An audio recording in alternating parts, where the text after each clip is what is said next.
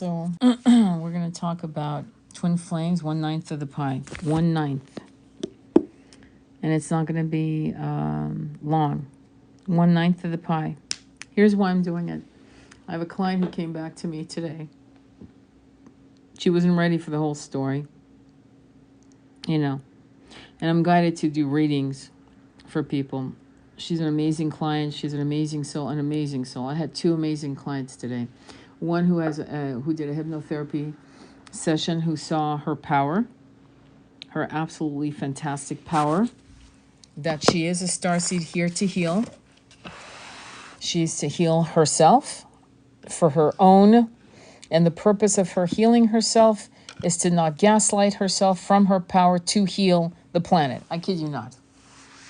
Many of us are here to heal ourselves in order to heal the planet. And this is very, very important. Self-love isn't just for you, though of course it's great for you to have it. But self-love is here as a tool to disengage from the 3D dense filtering system of your brain, to move out of self-loathing,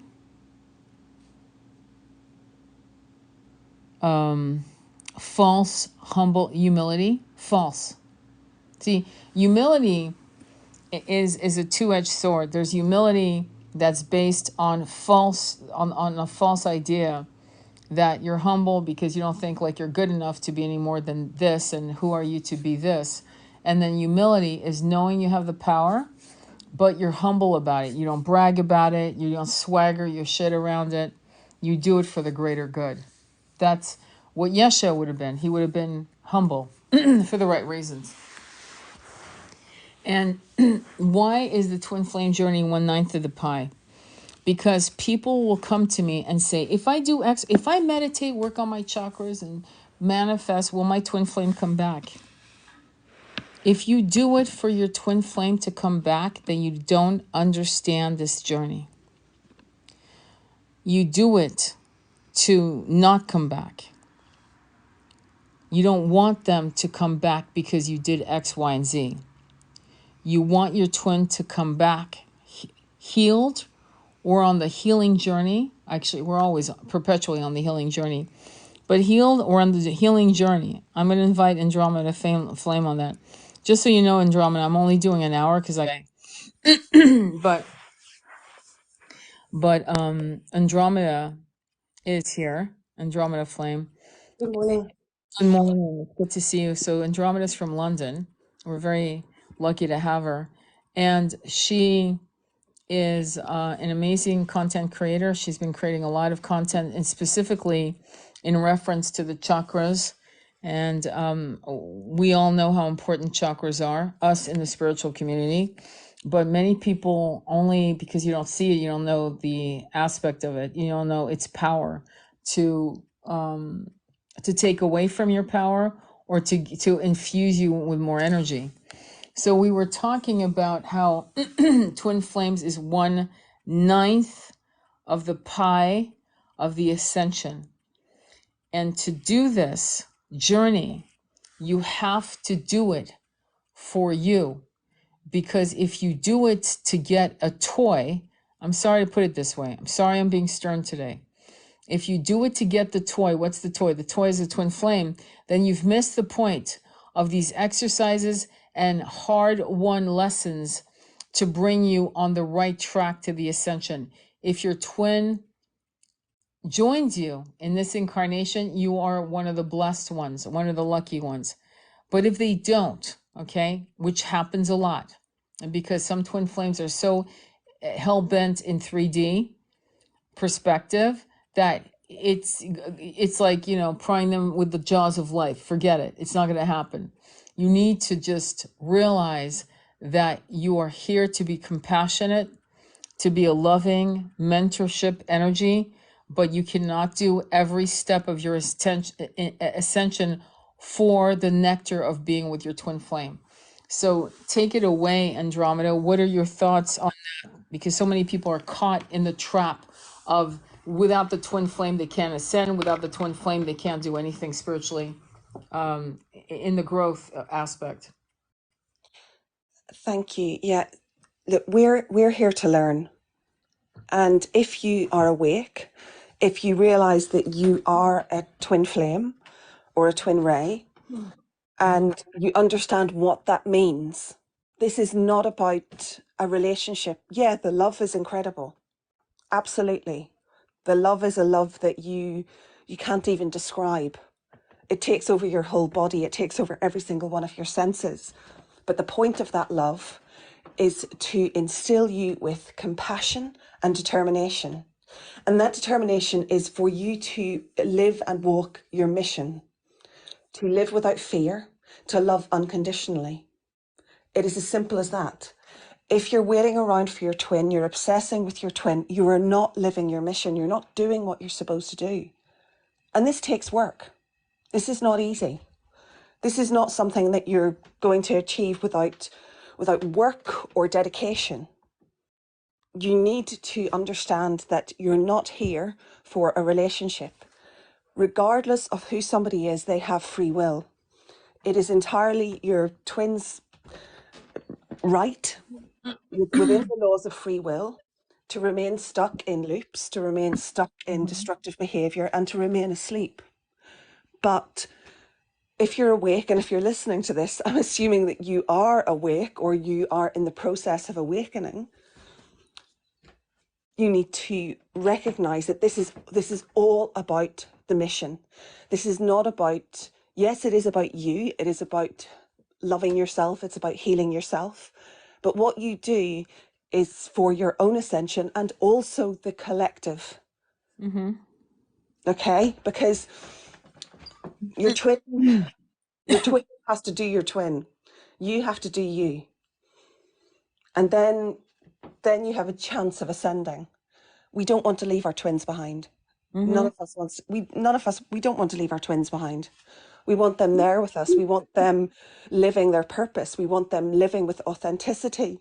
But if they don't do that, we have to have the strength and the conviction and the love within ourselves and the love for ourselves to live our mission, to live our purpose, and to get on this path of ascension. Yeah. And what's happening is that the spiritual community, there's a couple things happening that are very interesting. And for those of you who follow me, I want to thank you. But and please be patient with me if I repeat anything you've heard before. But there's this idea that twin flames is a new age idea. Okay. And it's not. I had a hypnotherapy session with a client 2 weeks ago almost, and she saw herself in the 14th dimension, okay, as she was being created, okay, created in more of what you would call matter, solid matter. And she saw the separation of her and her twin as she progressed in the 7th dimension. I'm not kidding. Okay. Today I had a hypnotherapy session with an amazingly advanced soul who is very self-deprecating and who was incarnated into a family that was kind of difficult. I think I could say that for most of us who are star seeds. And I asked her why we needed to separate and had we done it for a long time. And she said that the experiences of masculine and feminine energy was very important in our growth, that the separation had happened millions of years ago, and that it would be a while before we would ever become one again. It would be a while because the experiences need to progress onto other planets with more and more higher understandings, higher transcendental acceptances, but that the spiritual twin flame, twin ray separation and union, meaning union for a while or union for the life of that particular incarnation, would continue on multiple cycles throughout our incarnations because of the experiences and the triggering that it elicits. Nothing else can elicit that. And if you look at, excuse me for throat chakra stuff. I've been talking all day. But if you look at all of the great love stories and fables, these are twin flames. And then, of course, we have our twin rays, and that's a very small number of highly evolved souls that have incarnated. What are your thoughts on people trying to chase their twin flame? What are your thoughts on this idea that it's like a handbag, like it's a Birkin, Hermes, or a Chanel, like it's something you chase? What are your Yeah. thoughts on that? Look, firstly, the reward is not union with your twin. The reward is union with yourself and ascension, and allowing your soul to learn the lessons and receive the healing. Mm-hmm. That's what the reward is. And once you achieve that, the goal, the carrot Mm-hmm. of union with your twin becomes less important. It comes second to your own growth, to your own mission. But there's a lot said. People love to talk about the running and the chasing. Mm-hmm. And if you're chasing your twin, if you're chasing your twin energetically or physically, then you will repel them. It's Mm-hmm. as simple as that. You don't even have a hope of getting into union if you continue chasing. You have to still your energy, do your healing work, understand what's being triggered. Yeah. Why are you chasing? Why are you chasing this person? Why are you chasing this person who is rejecting you? Why are you chasing this person who is making you feel sad? And why are they making you feel sad? What has that exposed in you? It's your job to analyze that, not to continue chasing them. And I don't like mentioning these people, so I'm not going to mention them by name. But that, famous twin flames scam, Oh yeah. where they scammed people out of Yeah. thousands of dollars, Hundreds of thousands, some of them. they Yeah.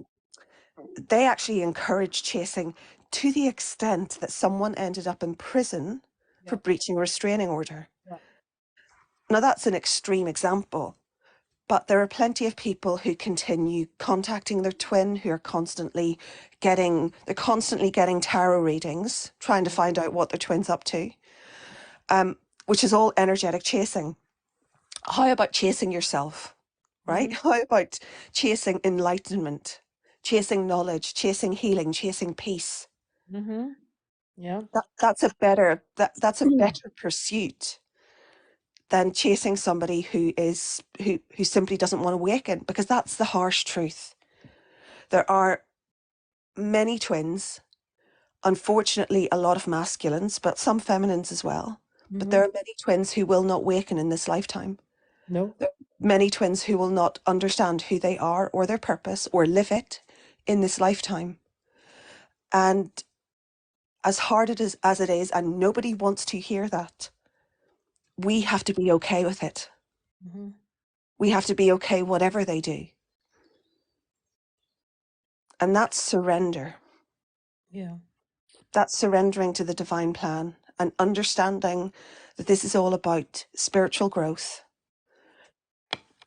Now, I'll just qualify that. You don't have to give up on the idea of union, but it's something that you have to be at peace, even if it's not going to happen in this lifetime.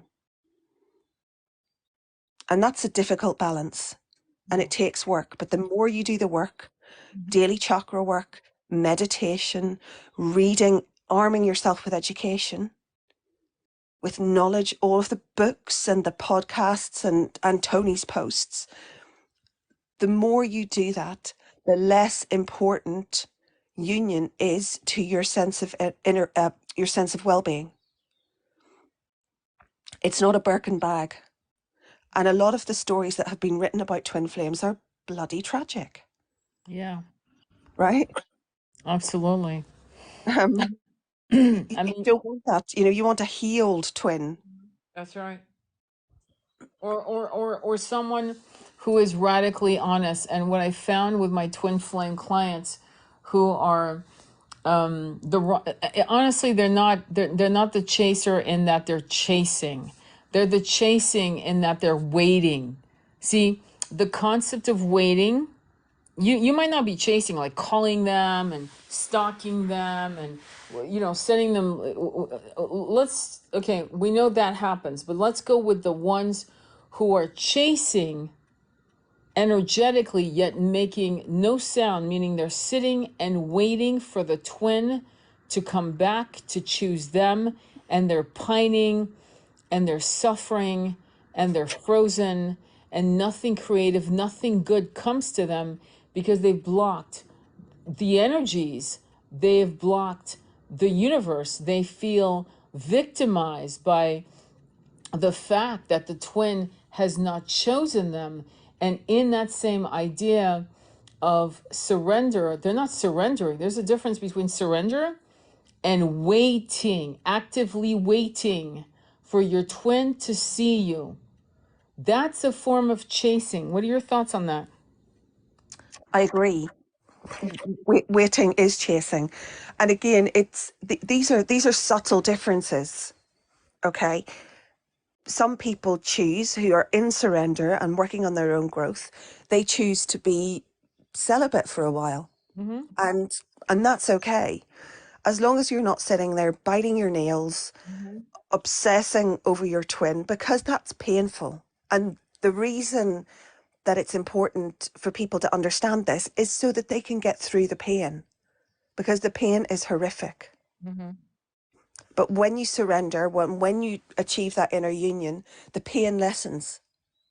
Yes. It is a numbing pain, though. It's the kind of pain that most of you have had someone you love die. Okay? And one day you realize that you've learned how to live with the fact that they no longer walk this planet.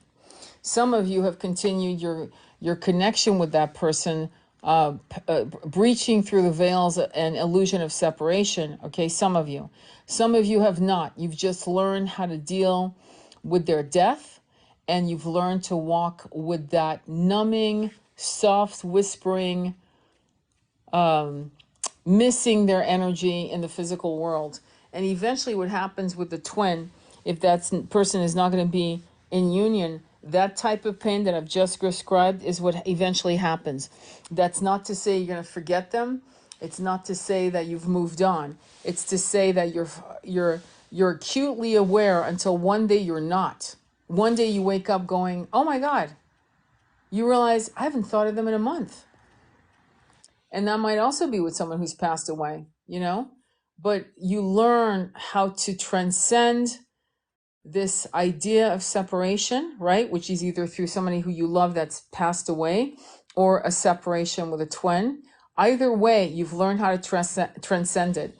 And eventually what happens is, I hope for all of you, that you start seeing the value of what you have to offer the planet, the collective, and you move into your mission. And you may say, "Well, what is my mission?" Whatever attracts you at the moment. And that mission is completed, the next mission evolves. It's like reading a book. There's chapter 1, then there's chapter 2, that's how missions evolve. It's one chapter after another, and you might be a 3-book deal, or you might be a whole bloody 6, 7-book deal, where each mission has chapters of evolution, and then you've completed that whole book, and you're writing a new book on your new mission because you have surrendered to what is attracting you, what is resonating for you, and you're trusting that your universe, you really have to, surrender to the understanding that the universe has your back. In other words, no one in the universal space is out to punish you unless, and they only do it for a reason, okay? Unless you are so hell-bent on, no offense, self-pity and fear and anger and raging against God, energy, source, whatever, that you might get a couple taps in the back of the head, like a little, and they're going to give you tower moments until you say, "You know what, I'm asking the wrong questions. Let me ask the right spiritual questions." And I see that. So once you know that the universe has you for the best, for your very best, and you really believe that in your whole heart and soul, the hard, cold lessons will actually come less and less until things are easier and easier in your life. And though your twin may not come back for decades or I don't know, whatever, right? Your life, you will thrive, you will be abundant, you may meet a beautiful high level soulmate that is actually a better match and is better for you than your broken twin. Yeah. I was getting reminded of a past life. Mm. Um, and if it's okay with you, I'll share it because this demonstrates the kinds of lessons that twins have to learn. This was in Europe in the Middle Ages. I was a woman who went against the grain. I learned how to read and I became a healer. And an unfortunate event happened and I was accused of being a witch. And I was taken to the priest, and the priest was my twin. Mm. And the we had a very deep level conversation, and then he referred my case to the bishop and I was convicted and I received the punishment that witches received. I shouldn't call it punishment. The Execution? yes, Okay. because it's not, because there was nothing to punish, Right, right, right. right? Right. So I received the execution that witches received. And my twin was present at my trial. My twin was sitting, along the panel as I was receiving my execution. But the most interesting part of that was he visited me the night before. And I had by this time, I was wearing this itchy Hessian robe. I'd had my head shaved. I must have looked hideous. But when he came to visit me and comfort me, it took away all of my fear. Wow. The night before, that took away all of my fear. And as he sat with the bishop, he was crying because he couldn't save me. Yeah. And that's a very kind of visual, visceral example. But we cannot save our twins. Oh, that's a hell of a great. Yeah, we can't. Whether it's, I mean, that was a different situation. I was chained up, I was dragged away. Yeah. But if your twin is allowing other things to drag them away, if their life is so difficult that they can't see the truth, or if they are so determined to live a destructive 3D and sometimes indulgent life, Yeah. you cannot save them. No matter what you do, Mm-hmm. it's not on you to save them. Well, yeah. And that's what people don't understand because I remember doing a live last year, one particular live where I was talking about how women, in particular women, tend to, I'm not saying men don't, but, in particular women, were waiting for their twin. I was speaking of a friend of mine who developed a stage 4 cancer in her throat. Okay, she's a singer. She was actually a well-known, she was a well-known singer in the clubs in LA. And she kept waiting. She waited 12 years until she was struck with stage 4 throat cancer. And I remember relating that story in the live. And you know what I heard? I heard two women. Well, I mean, I was reading the comments. I read it out loud. One woman said, yes, that's happened to me. I had uterine cancer or something like that. Another woman said, I had breast cancer and blah, blah, blah. And I was like, wow, okay. And I'm thinking to myself, okay, both of them got cancer. I just shared this story. And you know what they both said? I will never stop waiting for my twin. See, the cancer was the tower moment. The cancer was saying, when will you choose you? When will you rise off your knees? Okay? But instead of seeing this as an opportunity for transformation, they were hell bent on waiting for their twin, no matter what came from it. Maybe another cancer scare, maybe the ultimate death, the ultimate price. Yeah, I mean, again, that's a pretty tragic and visceral story. But this is, there is a difference between waiting for your twin Mm-hmm. and living in surrender and not choosing to be with anyone, right? Because that is an option. Yeah. But that doesn't mean that you're sitting around wringing your hands waiting for your twin. We all know that the love between twins it's an explosive, unique, indescribable love. Mm-hmm. But sometimes that's not what you need for your growth. And you have to trust that the universe, source energy, God, however you choose to see it, you have to be in that sense of faith, in that sense of knowing that the Mm-hmm. universe has your back. And the universe is going to send to you what is for your highest good if you are able to receive. And you're not able to receive while you're obsessing over and waiting for your twin. It's exactly true. And I feel as if the dark night of the soul is a rite of passage for many of us. Hopefully, you have support. You have at least one, if not two, fabulous girlfriends or male friends that you can talk to about this, and they're not going to poo poo your feelings. I know that some people have walked this alone, which is fantastic. I think you know who I'm talking about, Andromeda, who've done it completely on their own, no support. And that is, talk about baptism by fire. That is unbelievable fire that would happen to day by day for a year. Maybe it lasts a year. Sometimes Dark Night of the Souls can last 3 years, by the way. We do go through cycles, by the way, of hermiting and Dark Night of the Soul, transmuting energy, clarifying, releasing, making new friends, then realizing that it's not a match, it was an illusion, and there were lessons from that, and then you let go again. And it can be very disheartening, and it could feel very lonely. But I'll tell you what, I think that at the end of the day, you might feel alone, right?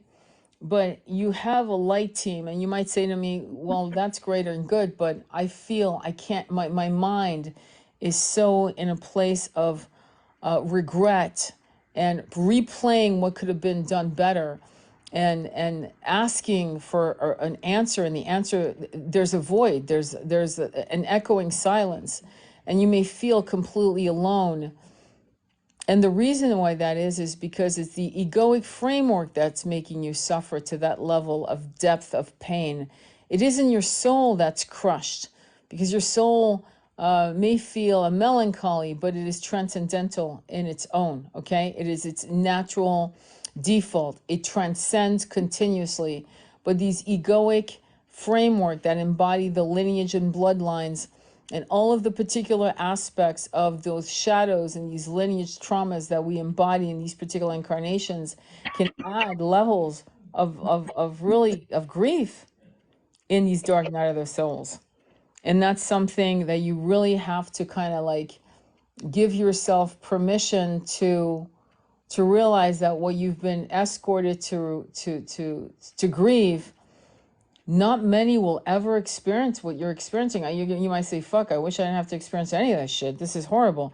But what I will say to you, the irony of ironies, is that only somebody to your level of power could go through that. The average Joe Blow, Jane Blow out there in the world, they don't make it out alive. I'll tell you that straight up. They can't. You made it. Right there, that's huge. And it's a gift. It's a hell of a gift. It's, believe me, it's, you've paid with blood and tears and hauntings and self-subjugation, and you came out. You don't come out of it the same. There's no way. You do not come. It's almost like dealing with a disease of some kind that is spiritually, physically, mentally transformed you. This dark night of the soul, which is a spiritual pain, a spiritual parasitical energy, if you will, that transforms you also spiritually, mentally, and physically. It does transform you physically as well, believe it or not.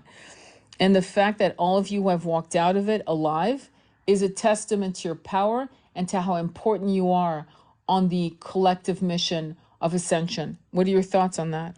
Yeah, that's a beautiful description. I mean, the dark night of the soul is, when you're on the other side of it, you can look at it as maybe a privilege that you got to experience that level of pain that exposed to you what your ego was capable of.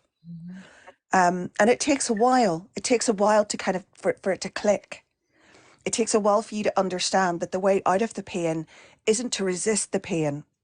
It's to feel the pain, to understand the pain, to make friends with the pain, and then release it. It's not about resisting what's happening. And you know, I went through all my dark nights of the soul alone, and I wouldn't advise it. Yeah. I wouldn't advise not having somebody to talk to, because when I tried to talk to somebody, it would just be dismissed.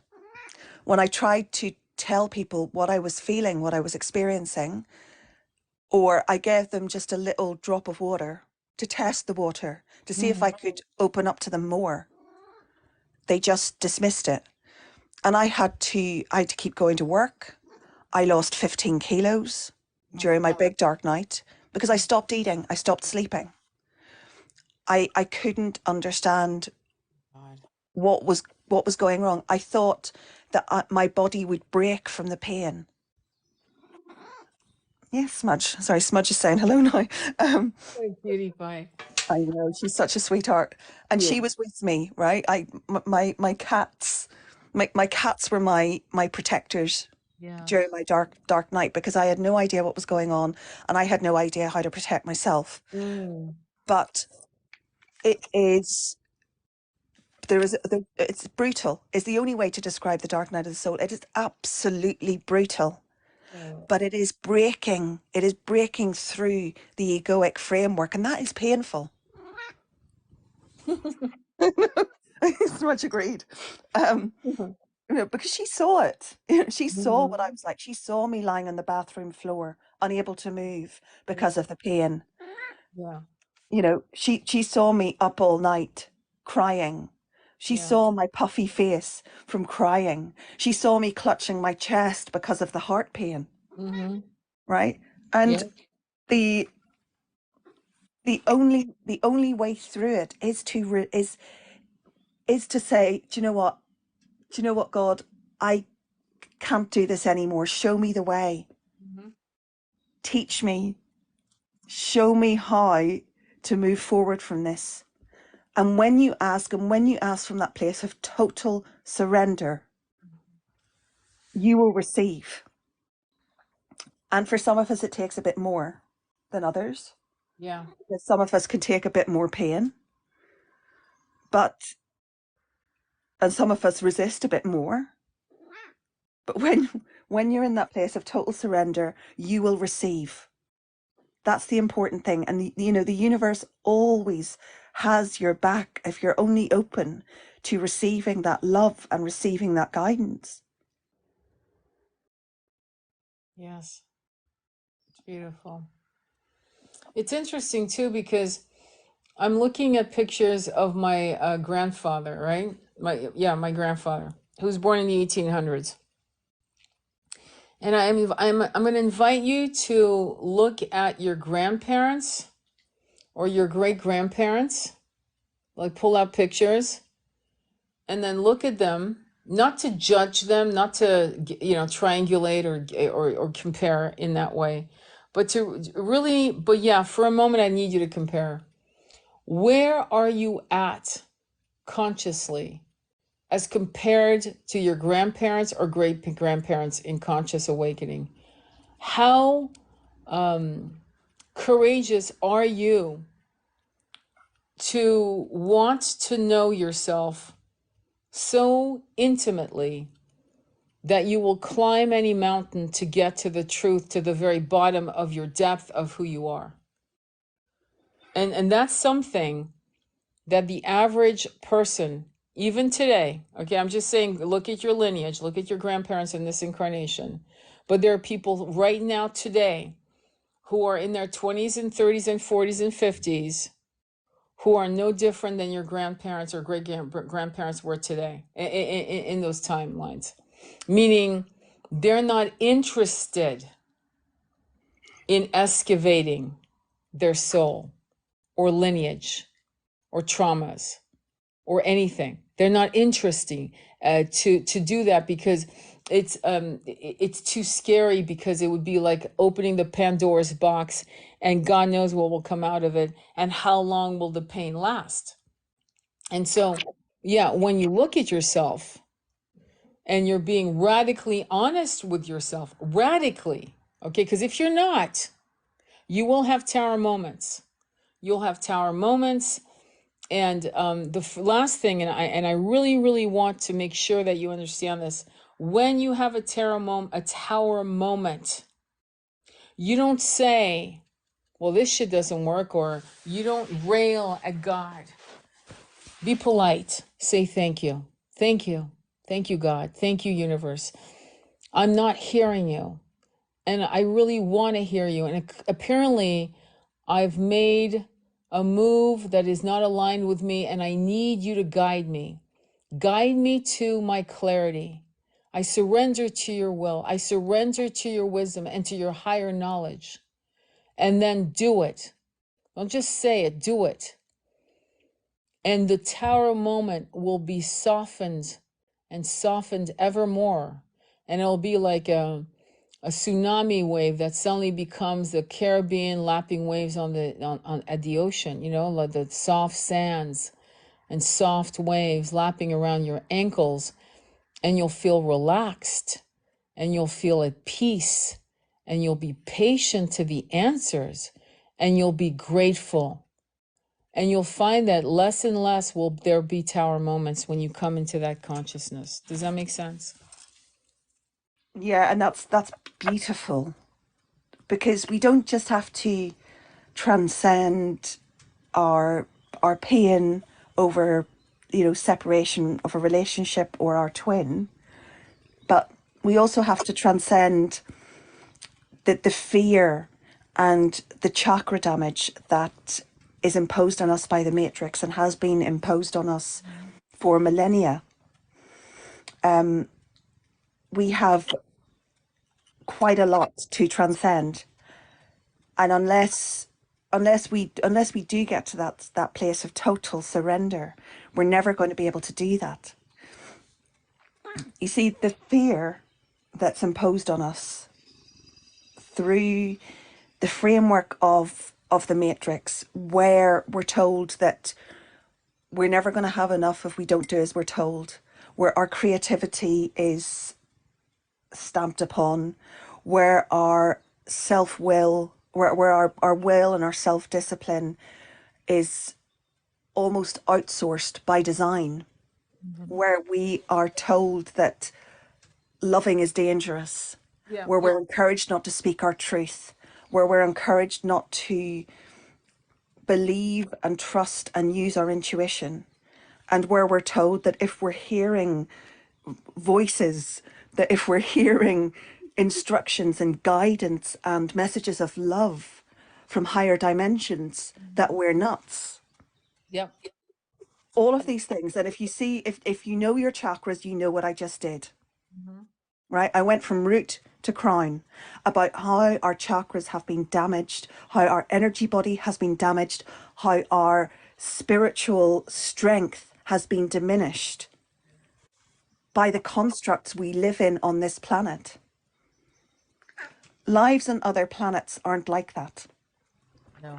Lives on other planets are about cooperation, and meditation is just something that everybody does, and communicating telepathically is just something that everybody does, and understanding that we're all one in the universe, and that the universe should be at peace, and any powers which seek to diminish that need to be dealt with, where all of these things are just taken for granted because you're existing on a higher dimension.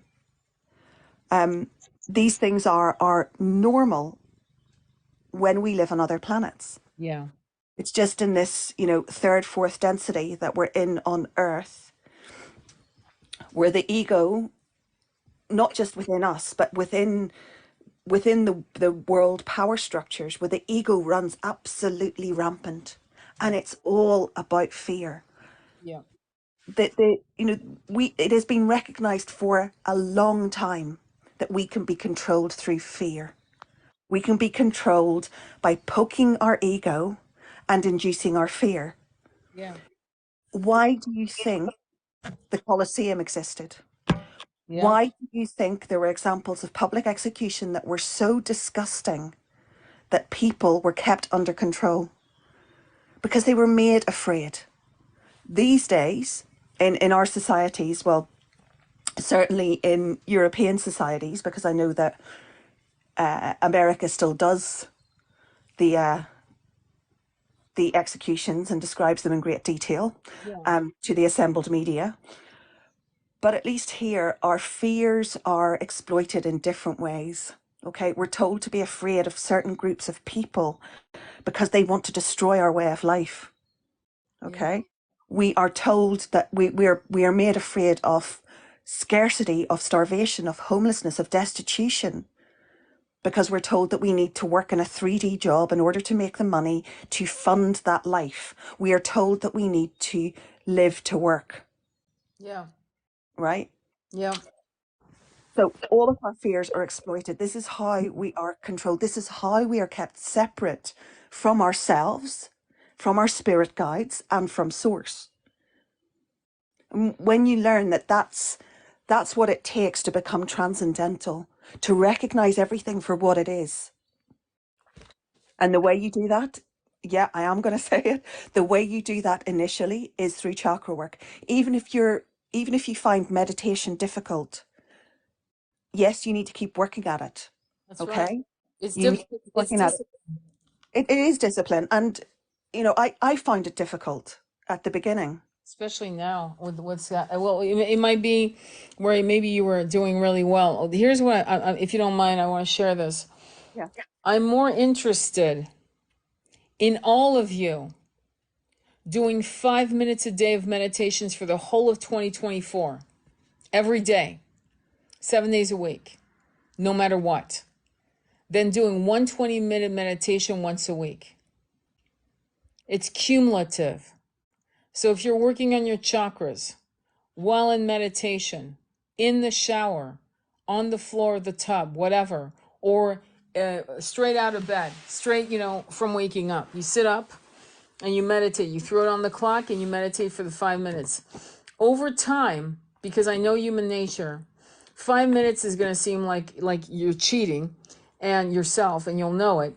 And you're actually going to up the numbers from 5 to 10 on your own. You're going to demand more of it. But for now, it is best to lessen the pressure, right, of 20 minutes, 15 minutes, because just that is giving you pressure and it's making your body jittery. So let's do what we all know you can do, which is what? 5 minutes. And you're going to do it every day, rain or shine. In August or September, you may say, you know what? Fuck this shit. What am I, 12? I'm going to fucking up it to 15. Let's do it. And you're going to rock into the 15 or the 10.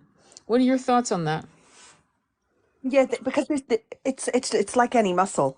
You have to work it to understand it. And it's not, people love to, I don't know, flex about their meditations. Oh, I had a tea party with my higher self and I saw, donkeys and giraffes. Great, great if you did, right?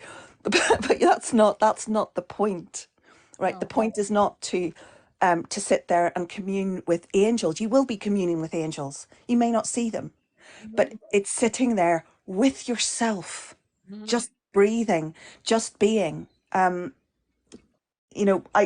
learned this from my father. My father is Buddhist, and he has meditated for years, and he was encouraging me to meditate, I was saying, look, my mind is too active. I also have an overactive thyroid, so I'm jittery anyway. Yeah. And I thought that I couldn't still my mind. But you don't have to. You just have to allow. Yeah. Even if you're sitting there for 5 minutes every day, being grateful for your breath, Yeah. that is enough. It's That, everything. yeah, It's everything. Are you kidding? You should be grateful for your breath. And so what happens after a time, okay? When you meditate like that, what eventually happens, I'm this is the promised land, what I'm about to tell you. It is the promised land. You will start waking up. Now, most of you have a monkey mind. Actually, everyone has a monkey mind. But many of you may wake up, I don't know, the mood, the inner dialogue is kind of sketchy, maybe like rude. But I'll guarantee you, you start meditating like this, after a few years, you're going to wake up where you have divine, you'll hear it, divine voices waking you up with encouragements, downloads, guidance, instructions, and it'll feel like you're being held from a different dimensional consciousness of unconditional divine love. I'm not kidding. I never thought I would say this to you. Some of you aren't working, okay? When I was one of my jobs, I was literally laid off. I worked for a school that was completely shut down. Okay, for fraud. Just so you know, for fraud. It was a long time ago, but let me just say, and if you ever want me to tell you the story, I'll tell you what happened. But I started taking this opportunity to meditate morning, 20 minutes, and at night, 20 minutes. I was adamant. Instead of panicking, which most people would, there's rent, there's bills, there's like car payments, the whole bit. I saw it as an opportunity for me to hone my spiritual connection with the universe, because at that point I was realizing that I could no longer relate, connect, put my life in the hands of strangers whose integrity, moral values clearly didn't match mine, though. And so I needed to co-create something with the universe. So what did I do? I co-created a relationship. Not things, not desires, just a relationship. And then I got a job. So what I'm going to say to you is that and this is what saddens me, people get laid off. And I say to them, meditating, I don't have time, I'm looking for work. No. Meditate. No, I can't. I have so much to do. There's just so much on my plate. But what's interesting is that those same people will take 2 hours to watch a fictional character on Netflix, but they won't carve out 20 minutes to connect with God, universe, source, whatever you want to call that energy of divine unconditional love. They'll prioritize giving their brain candy instead of giving their mind, their soul, their body a massive B12 shot by simply choosing to connect in silence with source. It fascinates me, the priorities sometimes. yeah. The priorities are completely screwed Mm-hmm. in society, or screwed or skewed, whatever, either, in our society. But we've all got the time, even if it means waking up 10 minutes earlier. You the energy, the beauty, the love, the Mm-hmm. the the comfort that you will get from just spending those few minutes with yourself every day is immeasurable. It's more than an extra 2 hours of sleep. I agree. I agree.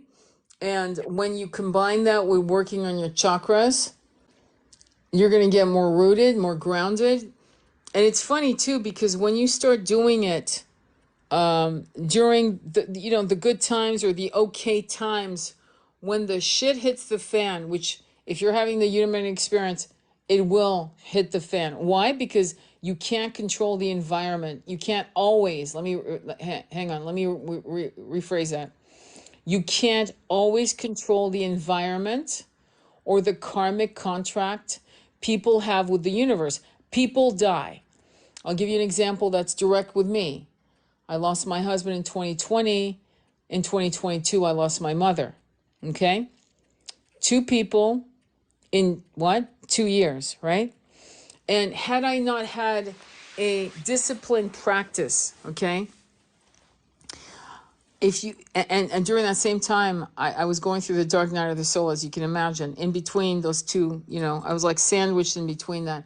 If I had not had a daily spiritual practice, I probably wouldn't be here tonight speaking with you. I'd probably be in a hospital or medicated or not even in the body. Yeah. It, this is why we're both beating this drum about meditation, about spending time with yourself, and about chakra work. Because some of the dark nights of the soul, some of the tests that we have, some of the tower moments that we have are so brutal. They feel cruel, but they're so brutal that some people will drop their bodies if they're not connecting with themselves. It's, I can't even, I don't even have words for the importance of doing daily chakra work. Yeah. Daily.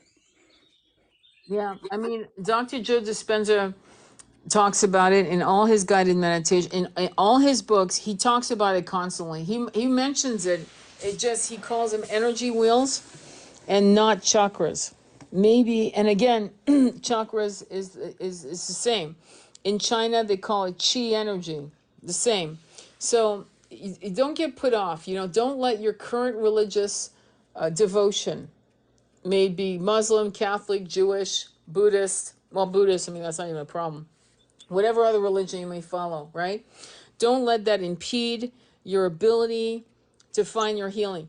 People are too hell-bent on their particular religion because they're afraid of offending God. But here's the thing: all roads, and I mean it, if your heart is good and your heart is open, all roads lead to God. So you don't have to worry. You've been all these religions. You've been religions that we haven't remembered in 2,000 years. There were religions 3,000 years ago we can't even put a name to. We don't remember them. Let's be honest. That were also monotheistic religions, or whatever. There's nothing also wrong with the old pagan religions where we had a reverence with the river gods and the god of the trees, the goddess of the trees, or whatever, the goddess of the mountain, whatever. There was a reverence to that as well. There's a value to that. Every energy has a frequency of a sentient energy. This is why when you do certain plant medicines, this is something I try to also talk about, is there are certain plant medicines that have valuable, beautiful, wise spirit that are embodied within the medicine, the plant medicine. And just like some mushrooms are beautiful and healing, and some mushrooms can kill, right? Not every plant medicine is your ally. Let's like wake up here and realize that. But what I'm saying is the plant medicine, that beautiful understanding that all things have some kind of frequency, some kind of energetic consciousness. Louise Hay said something incredible. She said that she was having problems. I hope you guys know who Louise Hay is. She's the mother of the self-help revolution in the 70s. She published Deepak Chopra, Dwayne Dwyer, Doreen Virtue, all the great people that you followed in your early times when you first started buying your books. Louise Hay was the publisher of most of the people you've read or you've heard about in the past. Okay, so Louise Hay has an office in Carlsbad, I believe it's in California, Southern California, and they were having a problem with their network and the computers, and people were complaining and getting pissed off. And she said, "What? Yes, you can heal your life. Actually, yeah." That's the book she wrote. Was many books, but you can heal your life was the book that put her on the map worldwide. But anyway, so these computers were giving all of her employees problems, and they were cursing the shit out of those computers. So she put when you logged onto the computer, she put a screen message that said, I love you and I'm so happy you work with me and we're partners. I'm paraphrasing. That's not exactly what she put, but the energy, what she had done is, instead of cursing the computer, she was asking her employees to bless the computer. And do you know what? No more computer problems. No more no problems. And it's funny because Dr. Emoto, with his water studies, showed the same thing, wood water. And Dr. Emoto, Emoto, go check it out on YouTube right away. There were kids in high schools who put two plants in the as you walk into the high school, right? I remember this documentary. One plant was given all the kind words and all the beautiful energies, and the other plant was given curses and angriness and hate. And the plant that got all the hateful energy actually withered and died, and the plant that got all the love thrived.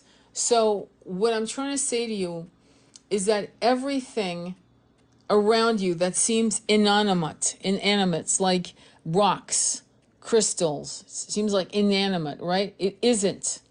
It isn't. That's why sometimes you're on the beach and you pick a certain seashell, or you're out there in the woods and you pick a certain rock or a certain bark of wood. There's something that attracts, because there's an energy, a spirit within the molecules of this inanimate object that attracts you. It has a consciousness that you may not recognize as a human consciousness, but we now recognize that all animals feel and grieve and know and think things through and think things ahead, right? And they dream.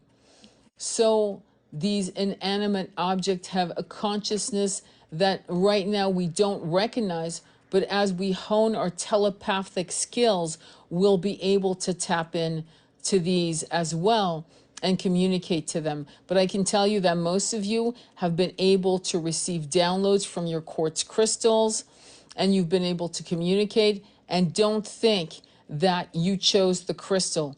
It chose you. It adopted you. It allowed you to buy it or find it. Trust me on that. It's really interesting, consciousness, the concept of consciousness.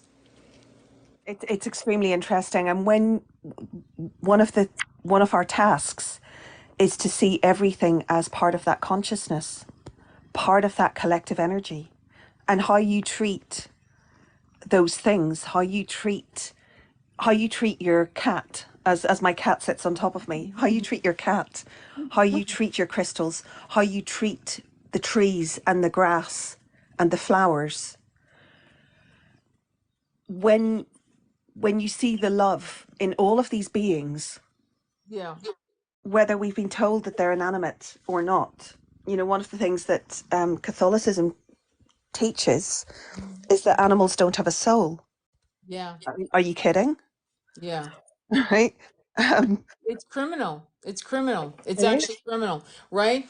And yeah. I mean, and for you women out there, remember, Andromeda and I have talked about it, and I wrote about it in my book Recall, about how we were considered, when the feminine sex was considered a B grade souls, no better than a cow. Not that, honestly, I think cows are pretty fucking advanced. Okay, that's why in India, you don't kill cows. You just don't do it. You take their milk, you make cheese, you make ghee and so on, but you never, because they are highly, highly lovable, affectionate, sweet, and again, you probably have figured out I'm a vegetarian, but I'm not a vegetarian because of health, though I should be. I'm a vegetarian out of I can't. The idea of depriving a sentient being of its life, and you may say, well, the carrots are screaming. No, because the carrots are not begging for their life. The carrots, if you pull them out when it's time and you bless your food, or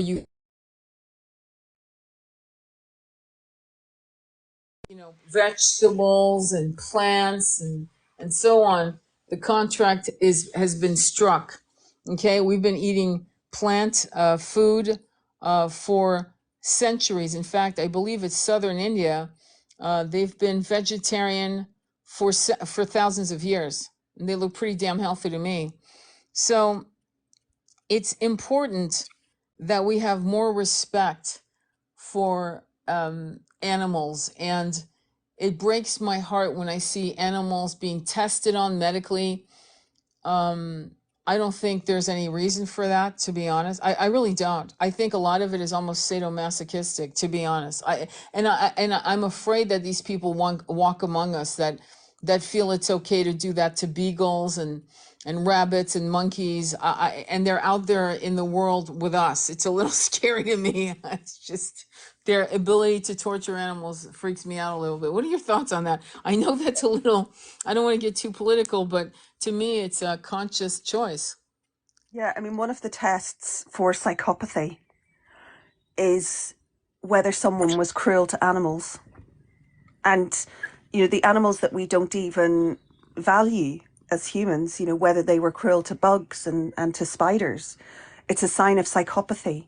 Yeah. And yet we expect people to work in animal testing sites and abattoirs. And we don't think that that has a psychological effect on them. To look at the cruelty, to look at cruelty to another sentient being, even if it's not human, that's damaging. It's It very, is. very damaging that we require people to work in these environments. And of course, that is going to affect their ability to have empathy with other human beings, with other human souls. How do we think a person who is exposed to that cruelty or consuming that cruelty on their skin, into their mouths, when you consume that cruelty, it dehumanizes you a little bit. We look at what's going on in the rest of the world, and the our role in the spiritual community is to have empathy with Yeah. what's going on. And I know that, I mean, I'm not preaching veganism. Everybody has their own path. Yes. There's no judgment.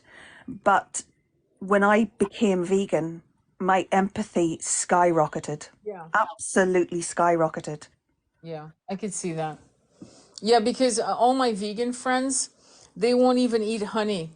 Okay, my vegan friends don't eat honey. They'll eat maple syrup, but not honey. I'll be, I'm really looking forward to having a honey bee farm because I love bees. I have a passion for bees, to be blunt. But I think that what we know with dairy, see, here's the thing. We've lost touch with how we used to make cheese and butter. We had a few cows. We had a bull, obviously, and we would milk. But I remember when I was a little girl in Switzerland and France, I would see calves in the meadows, in driving through from France to Switzerland or whatever. I would see baby cows with their mothers. And it was just a normal thing that you saw constantly. And then suddenly, you don't see that as much, if at all, if at all. And so what has happened is that we've changed the way of handling our animals, these sentient beings. Like, for example, how we have our porks trapped, our pigs trapped in these cages. That's not how we were doing it before. They ran freely and they had a good life. And then yeah, the day came where it was time to take their lives. It wasn't mass produced, and so I feel that there's still a connection, and I really do admire. I mean, if you're going to do this, if you're going to eat meat, go get it yourself. You have to understand, I grew up in France, right? And Switzerland, for the most part. And in France, in particular, all the marchés, I'm sure it's the same now, I doubt it's changed. All the food has a face. All of it. When they bring you the fish, it has a face. They debone it in front of you. When you get a chicken home, it has its feet and its head. You have to, cut it off. You have to prepare it. Okay, you have to do it. And this rabbits and all of it has a face. And so there was a conscious connection with the animals who had given their lives. And many, like my grandfather and my grandfather before him, they were hunters. They would go hunting, but they ate, okay? Pheasant season, they ate everything they took. All of it was eaten. It wasn't for sport. What are your thoughts on that and the difference of that consciousness? We've been taken away from our connection with the earth. Mm-hmm. When you think about how we live in cities, and most of us do live in cities, because that's just the way we live now. But they did an experiment in the UK, and they showed children food, and they asked it where it came from. And very, very few of the children could identify where it came from because it was being presented to them in plastic packages. So they couldn't equate the, highly processed, nutritionally pretty much devoid chicken nuggets with a living, breathing, Right. you know, chicken with Yeah. feathers and, social um, and quite affectionate animal. Yeah. They Yeah. couldn't equate that, but they couldn't name vegetables, right? They couldn't name a potato or a carrot or a beetroot. It's sickening. There's something, this is why many of us are growing vegetables. Like I grew up in Switzerland. It's funny too, because you just said something when I was a little, I think I was 5 years old, and I remember going to the farmers because we'd run wild all over the countryside. And I would go to this farmhouse, and my favorite thing was when the farmer pulled out baby carrots because they weren't ready, obviously, but he would wash it from well water. That was the best carrots I'd ever tasted. I was only 5, and you saw food growing around you. I remember, like, I think I was 8 years old, and we went to this farmhouse where a woman would walk beside my mom, and she would say, "This cabbage," and the woman would take a knife and literally cut it out of the ground and put it in the basket. These potatoes, these cucumbers, literally on the ground. So that was the supermarket. It wasn't a supermarket. It was walking down the aisles of beds, vegetable beds, and picking, and then everything was weighed, and you paid, and you went home. It was, I now know why I was given that experience to remember, because I have memories of climbing pear trees, wild pear trees in the middle of nowhere with other children, and pear juice dripping down our chins, and we're eating pears on a pear tree. How many kids have had that experience? I don't think that many, not enough. And that connection is how you connect with source, with earth. You become a gardener of the land, of this planet, and you fall in love with the planet until you get older and you deal with the infrastructure of greed and evil. And then you say to yourself, I don't ever want to come here again. I don't ever want to incarnate here again. And yet, when you become transcendental and you realize that it's not the planet that's a problem, it's the people that run it, you come back to the original understanding of when you were a child, connecting with, hopefully all of you or most of you have memories of seeing tomatoes growing. I don't care if it's in a pot, in your mother's garden or her terrace or balcony. That experience, every child should see their parent growing food in some way. I don't care if it's a terrace, it's a hanging garden, by the window in an apartment. It's important for children to have that experience, don't you think? It's a spiritual importance. It's beautiful. One of my favorite things to do as a child that I've continued, if I can, is to go blackberry picking.